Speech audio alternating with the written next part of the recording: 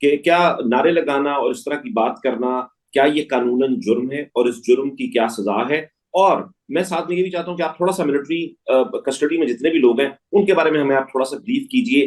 How it all started, अब लाहौर में कितनी फैमिलीज हैं, बाकी जगहों पर कितने लोग हैं, वगैरह वगैरह, जरा इसकी तफसील थोड़ी सी बता दीजिए। अच्छा, मिलिट्री कोर्ट्स में टोटल जो अक्यूज हैं वो 102 हैं, जिनमें ओके। से 28 कोर कमांडर हाउस के रिलेटेड हैं जिनका लाहौर में ट्रायल चल रहा है। और जिन सब के ट्रायल्स कंप्लीट हो चुके हुए हैं, क्योंकि जब बीच में सुप्रीम कोर्ट ने इसको अनकॉन्स्टिट्यूशनल कर दिया था कि सिविलियंस के ट्रायल नहीं हो सकते, उसके बाद जब तारिक मसूद साहब ने स्टे दे दिया कि आप जजमेंट नहीं दे सकते लेकिन ट्रायल चल सकते हैं, उसके बाद मिलिट्री कोर्ट्स में इतनी तेजी आई। 16 तारीख को केस लगा हुआ था और इनको टारगेट था कि आपने 10 तारीख से पहले खत्म करने हैं। वो इन्होंने इतनी जल्दी और इतने स्पीडी उसमें किए हैं जिसमें इन्होंने फेयर ट्रायल और उसके सारा कुछ उड़ा दिया है। अच्छा, 28 के जो सबसे बड़ा मसला ये है कि आपने पूछा है कि प्रोटेस्ट कर सकता है बंदा कि नहीं कर सकता। प्रोटेस्ट कोई भी बंदा कहीं भी, हमारा कॉन्स्टिट्यूशन हमें इजाजत देता है कि कर सकता है।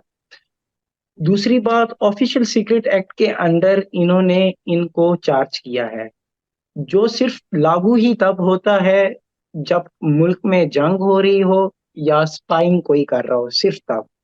इन्होंने 9 मई को वकूआ हुआ है और 18 अगस्त को इसको अमेंड किया है कि नहीं, जब पीस भी होगा मुल्क में, वॉर नहीं होगी, जब पीस भी होगा तब भी इसके अंडर लोगों का ट्रायल हो सकता है।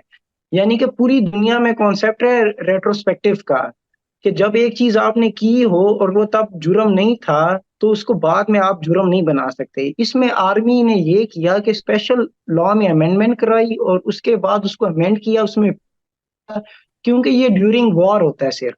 और वॉर इस वक्त हमारी कोई मुल्क किसी मुल्क से हो नहीं रही थी, ना डिक्लेयर थी। इन्होंने पीस में डाल के इनको जबरदस्ती ऑफिशियल सीक्रेट एक्ट के अंदर लाया और जिसकी ग्राउंड पे ही वो जजमेंट में अनकॉन्स्टिट्यूशनल डिक्लेयर हुआ था। ओके, यानी कि 102 फैमिली में से 28 जो हैं वो सीसी हाउस के उस पर हैं, और मुकदमा उन पर यह है कि वो उस तरफ पेश रफ्त कर रहे थे या उस तरफ बढ़ रहे थे, जिस तरह के दो हसान दो के ऊपर भी। दो किस्म दो दो किस्म के चार्ज हैं। ओके। वो पहला है कि अप्रोच, जिसमें आसान अकरम है जो पुराना एक्स एमपी है, और दूसरा लोग एंटर हुए हैं। अच्छा, जीएचक्यू की तरफ से लिस्ट आती है जब हम उनसे पूछते थे सवाल जवाब में ड्यूरिंग ट्रायल कि आपने ये कैसे डिटर किया है कि एक तो बंदा है जिसने एंटर हुआ है, चलें उसका तो आपने कर दिया, जिसने अप्रोच किया है उसके ऊपर आप कैसे ये लगा रहे हैं। यानी कि सिलेक्टिव है, इन्होंने टारगेट किया है लोगों को, ये नहीं किया कि किसी ने जुर्म किया हुआ है। अब जैसे आसान न्याजी कभी भी एंटर अंदर नहीं हुआ, लेकिन इन्होंने उसको निशाना बनाने के लिए, टारगेट बनाने के लिए उसको अप्रोच पे कर दिया कि भाई उसने अप्रोच किया टुवर्ड सीसी हाउस। तो ये इनका, जब हम पूछते थे कि किस क्राइटेरिया के अंदर आपने किसी को मुलजिम बनाया है, तो वो उनके पास नहीं होता था कि ये ऊपर से जीएचक्यू से हमें लिस्ट आई है, उन्होंने दी है तो हम ट्रायल कर रहे हैं। इसके बारे में आप कहते हैं कि सुप्रीम कोर्ट में ये जो अगला आने वाला हफ्ता है, सुप्रीम कोर्ट में अगर केस लग जाता है तो क्या सुप्रीम कोर्ट से कोई तवक्को है कि सुप्रीम कोर्ट कुछ कर सकेगी? अच्छा, खोसा साहब ने फ्राइडे को इसी सुप्रीम कोर्ट में एप्लीकेशन फाइल की है, इसी में कि इसको फिक्स किया जाए, ये मिलिट्री कोर्ट्स वाला। अच्छा, सरदार तारिक मसूद ने जो रिलीफ देना था मिलिट्री कोर्ट्स को वो तो दे दिया। जब हियरिंग आई मेन केस की कि सुना जाएगा, तब उन्होंने रिक्यूज कर दिया कि मैं ये केस सुन नहीं सकता। सबको पता है कि जो भी ये केस डिसाइड करेगा उसका कैरियर भी तबाह हो जाएगा और उसके बाद हिस्ट्री भी उस पर लान तान बेचती रहेगी, क्योंकि जो मोस्ट सीनियर जज होगा उसी का नाम लिया जाता है। जैसे राइट। जस्टिस मुनीर के साथ बाकी लोग बैठे हुए थे बेंच में, जो उनके साथ हिस्सा था उनका कोई नाम नहीं लेता, लेकिन जस्टिस मुनीर को हर कोई बुरा भला कहता है। इसी तरह काजी साहब के पास उन्होंने केस भेज दिया कि आप नया बेंच बनाएं इस केस में। अभी तक काजी साहब ने, चीफ जस्टिस ने इसको बनाया नहीं है। ठीक है, काजी साहब खुद भी इसमें इसका हिस्सा नहीं बनना चाहते। अगर सिविलियन ट्रायल्स को वो गलत करार देंगे तो आर्मी उनके खिलाफ हो जाएगी, और अगर वो हक में देंगे तो हिस्ट्री में उनका नाम हमेशा के लिए गंदा हो जाएगा। और मोस्ट सीनियर जो मोस्ट सीनियर जजेस हैं सुप्रीम कोर्ट के, वो इसका हिस्सा ही नहीं बनना चाहते। ये ऐसा हम्म। केस है क्योंकि उनसे जबरदस्ती फैसला करवाना है। हम सबको भी पता है कि वो क्या फैसला उन्होंने करवाना है। तो उम्मीद तो इंशाल्लाह है, अगर लॉ के मुताबिक हो तो फिर तो ये बन ही नहीं सकता। 1 मिनट के लिए भी ट्रायल उधर चल नहीं सकता। प्रिजनर्स की हालत के बारे में थोड़ा सा बताइए, जिस तरह हमने हसान की बात की। आप तो खैर बहुत ज्यादा प्रिजनर्स मिलते रहते हैं, जरा प्लीज उनकी डिटेल हमें थोड़ी सी आप शेयर कर सकते हो। अच्छा, ट्रायल्स जब इनको पुलिस कस्टडी से मूव किया गया आर्मी की कस्टडी में, ये कोई 1.5 से 2 माह सारे 28 के 28 की मैं बात कर रहा हूँ जो लाहौर में थे, इन सब पे ये मिलिट्री इंटेलिजेंस के पास रहे, एमआई के पास।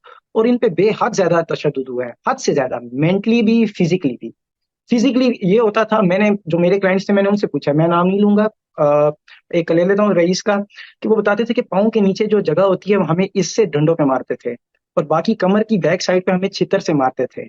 और कहते हैं क्या नाम है, कहते हैं कि 2-2.5 महीने हमने कभी सूरज देखा भी नहीं, मुंह पे हर वक्त कपड़ा होता था और बैक साइड पे हमारी इन्होंने हथकड़ी से पाँव बांधे, हाथ बांधे होते थे। कहते हैं रूम बहुत ही छोटा होता था, और रूम में ब्लैक एंड व्हाइट सर्कल में इस तरह राउंड शेप में होते थे। कहते हैं हर साइड पे, चारों साइड, दीवार पे, ऊपर भी नीचे भी। कहते हैं हम उस दीवार को अगर 30 सेकंड भी देखते थे तो हमारा दिमाग चकराना शुरू हो जाता था। कहते हैं मेंटली का ये हाल था कि क्या नाम है कि 12-12, 13-13 घंटे लगातार इंटेरोगेशन चल रही होती थी।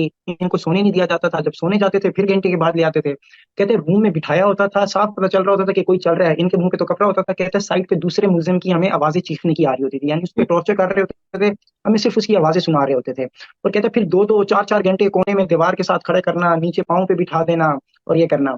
ये सारा कुछ क्यों हो रहा था कि आपने जुडिशियल कन्फेशन करना है, जज साहब के सामने जाके कन्फेशन करना है।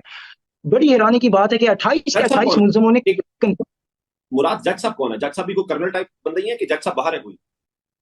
जो जुडिशियल मजिस्ट्रेट होते हैं वो कैंट कचहरी में बैठते थे। इन्होंने, बाकी तो जजेस इनके अपने थे। जो ट्रायल हुआ है, ये मैं ट्रायल से पहले की बात बता रहा हूँ, कि हम्म। उसकी अहमियत को बढ़ाने के लिए कि जब भी कन्फेशन होता है, कन्फेशन जुडिशियल मजिस्ट्रेट के पास होता है, वो उन्होंने उधर कराया। अच्छा, उसके लिए मना रहे थे। जो हमारा रईस था, इसको किसी ने कह दिया कि आपने मानना नहीं है।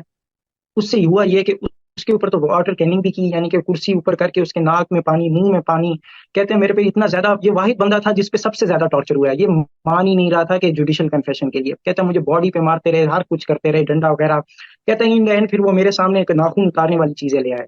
कहते हैं जब नाखून उतारने वाली चीजें उन्होंने मेरे सामने रखी, उन्होंने कहा कि अब तुम मानते हो कि नहीं। कहते हैं फिर मेरी हिम्मत जवाब दे गई और मैं मान गया। लेकिन जहरी बात है, ये मुल्क में अभी भी कुछ लोग हैं। कहते हैं मुझे उन्होंने 2 जजेस के पास पेश किया कैंट कचहरी में। कहते हैं मैंने जब उनको शर्ट ऊपर करके दिखाई अपने जख्म वगैरह, ये कि मुझे इन्होंने मारा हुआ है, तो कहते हैं उन्होंने इनकार कर दिया कि हमने नहीं लिखना आपका जुडिशियल कन्फेशन, ये टॉर्चर करके हो रहे हैं। कहता है लेकिन बाद में फिर उन्हें 2 और जज मिले, जिन 28 के 28 बंदों का, वहां उन्होंने फिर ये बयान रिकॉर्ड करवाया। मिलिट्री कोर्ट्स में जब होते हैं ये लोग, और मिलिट्री कोर्ट्स में जज कौन होता है? कोई कर्नल टाइप कोई फौजी होता है जो जज होता है, जो जज बैठा होता है? जी, 4 बंदे बैठे होते हैं, जिसमें से एक लीगल होता है जैक डिपार्टमेंट का, बाकी 3 मेंबर होते हैं। वो एक कर्नल होता है और 2 साथ मेजर होते हैं। जो कर्नल होता ओके। है वो हेड कर रहा होता है, और वो उनका लॉ से कोई लेना देना नहीं होता। उन्होंने हम्म। डिसाइड करना होता है। और सारा मसला भी यही है कि हम जब लीगली बात करते थे तो वो आगे से हंसते थे हम पे कि ये आप कैसी बात कर हम्म। रहे हैं। हम उन्हें लॉ पकड़ाते थे, प्रेसिडेंट देते थे कि ये देखें जजमेंट है इस पे, वो उसको मानते नहीं थे। कोई ना कोई चीज सुनते थे ना कुछ करते थे। ये मसला है। तो बस वो जो उनके उनके इदारे के लोगों ने जो उनको बताया, बस वही फैसला वो दे देते थे? ये पहले जो मैंने बताया कि प्री ट्रायल उन पे जो होता रहा है, जो ट्रायल में मसले हैं, फॉर एग्जाम्पल, इन्होंने एक अपनी तरफ से रूल बनाया हुआ था कि एक वकील 3 से ज्यादा केसेस नहीं कर सकता। क्यों? क्योंकि ये कहीं भी कॉन्स्टिट्यूशन में या कहीं हम उनसे पूछते थे कौन से लॉ में रूल में लिखा हुआ है, नहीं हमें ऊपर से ऑर्डर है, नहीं, हमें वो ऊपर से अपनी ऑर्डर है। अपनी जहनी कैपेसिटी के तौर पे समझते होंगे ना, बाकी भी उस तरह के लोग हैं सारे। अच्छा, बहरहाल जी। वो इसलिए कि जितना एक ट्रायल करेगा उसका उतना ही एक्सपीरियंस होगा, और वो उतना स्ट्रांग होगा, उतना ही अच्छा केस लड़ेगा। जैसे एक और उनका ये होता था कि एक रूम में एक ही वकील बैठ सकता है, दूसरा नहीं बैठ सकता है हेल्प करने के लिए। हम इतराज करते थे कि सपोर्ट चाहिए, आप लोग ना डॉक्यूमेंट ले हमें देखने देते हैं, ना एविडेंस देखने देते हैं। कम से कम साइड वाला हमारे साथ लिखे तो वो भी नहीं एंटर होने देते थे। हम कहते थे कि ये कहाँ लिखा है, कहते थे बस हमें ऊपर से ऑर्डर है। ये उनका था। अब जैसे मेरा एक क्लाइंट था, उसके अनपढ़ है, उसको इन्होंने 4 सबसे मेन चीज होती है जो टेक्निकल होती है, जिसके लिए लॉ वकील का साथ होना जरूरी है, उस पे इन्होंने चार्ज फ्रेम कर दिया और उससे अंगूठे भी लगवा लिए। जब मैंने उससे बाद में पूछा, जब ट्रायल शुरू होने लगा, मैंने वकालतनामा अपना दिया, मैंने उससे पूछा कि ये तो कह रहे हैं कि आपने कन्फेस किया। वो कहते मुझे तो पता ही नहीं था। कहता मैं तो पढ़ ही नहीं लिख सकता, मैं तो अनपढ़ हूँ, मेरे से इन्होंने अंगूठे लगवाए हैं। जब मैंने इतराज किया, एप्लीकेशन दी, कहता ये एप्लीकेशन जब केस डिसाइड हो जाएगा जीएचक्यू वाले फिर वो इसको डिसाइड करेंगे। मैंने कहा जो मेरा बेसिक है, जहां से स्टार्ट हुआ है, जहां से स्ट्रक्चर आप बिल्ड कर रहे हैं ट्रायल का, वही गलत है, तो आप कैसे कर रहे हैं? वो कहते थे नहीं, आप एप्लीकेशन दे दें, हम आखिर में देखेंगे। यानी कि लॉ से उनका लेना देना ही नहीं था, ना उनको कुछ पता होता था, ऐसे ट्रायल चलते रहे।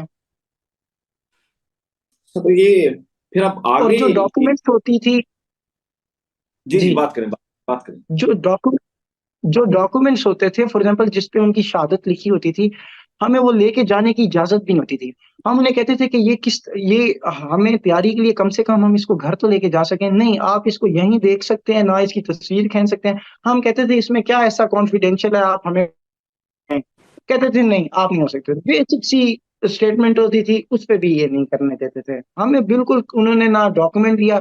अब जब उनसे रूल्स पूछते थे, लॉ कि हमें रूल्स की बुक दे दी जाए कम से कम, कुछ भी प्रोवाइड नहीं करते थे।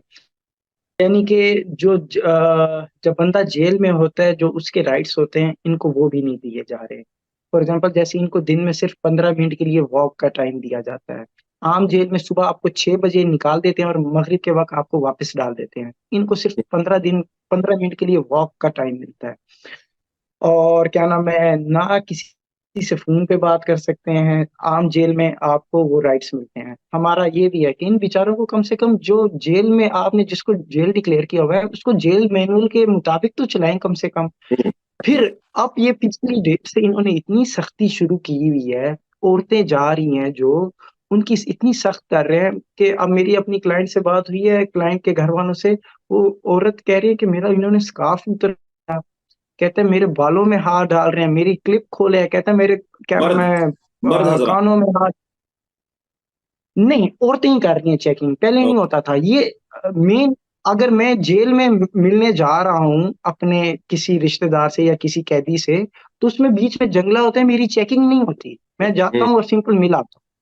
ये तो मेरी डिग्निटी के खिलाफ है। जो बेचारा जा रहा है, आप उसके जूते उतरवा रहे हैं, जूतों में सॉक्स उतरवा रहे हैं, फिर कपड़ों में हाथ मार रहे हैं, सब कुछ मार रहे हैं, बाल खोल रहे हैं। अब मैं बोलना नहीं चाहता कि इस तरह सारी औरतें, ये हम बुक्स में पढ़ते थे कि बेनजीर जब अपनी मियाँ से मिलने जाती थी तो उसके साथ ऐसे होता था, उसकी ऐसी चेकिंग होती थी, हम मानते नहीं थे। अब हसन की वालदा भी गुजरी हैं। वो साबिक वजीर आजम की बहन है। उन भी में भी इस तरह का होता हो, मुझे कंफर्म नहीं है, लेकिन मेरी क्लाइंट के साथ कम से कम वो ये कर रहे हैं कि उनके हुर्मती से कम से कम आपने उसको जेल अगर डिक्लेयर किया हुआ है, कम से कम आप, मैं मुलाकात का सही बीच में कोई जंगला डाल दें, कुछ कर दें, इस तरह बेहुरमती तो ना करें इन लोगों की।